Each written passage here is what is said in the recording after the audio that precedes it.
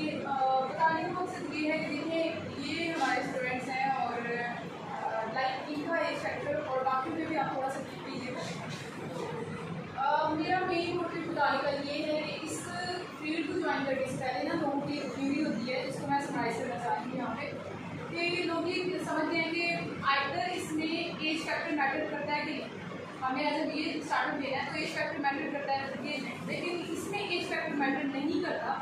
जैसे कि आप लाइक बता रहे हैं कि वो लेवल कर रहे हैं और बिल्कुल लाइक 10 ईयर आपकी एज है, 12 ईयर की एज है, तो देखिए एज फैक्टर क्वालिफिकेशन बिल्कुल भी ये चीज़ें मैटर नहीं करती अगर आप अपनी स्किल ज्वाइन करनी है।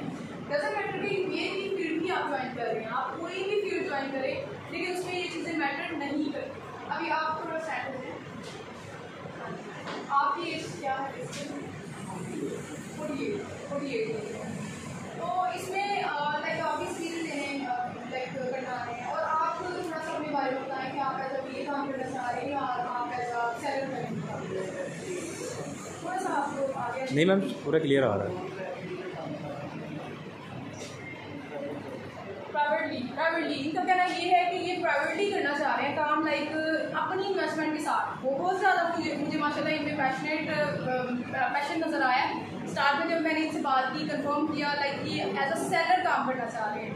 तो बताने का मकसद ये है कि देखिए age factor and qualification matter नहीं करती। अभी तक हम ऑनलाइन पे जितनी भी ट्रेनिंग करवा चुके हैं उसमें इवन भी स्टूडेंट्स 65 एज के स्टूडेंट्स को भी मैं लीड कर चुकी हूँ, मैट्रिक के स्टूडेंट्स को भी अभी काफ़ी स्टूडेंट्स हमसे पढ़ के गए हैं। तो सेम एज इट इज़ आपके सामने एग्जाम्पल है। तो बताने का मेन पर्पज़ ये है कि देखिए स्किल कोई भी हो, आप क्वालिफिकेशन या एज फैक्टर मैटर नहीं करता, आप इजीली जो है इन चीज़ों को इजीली आप ग्रैब कर सकते हैं और एक्सप्लोर कर सकते हैं।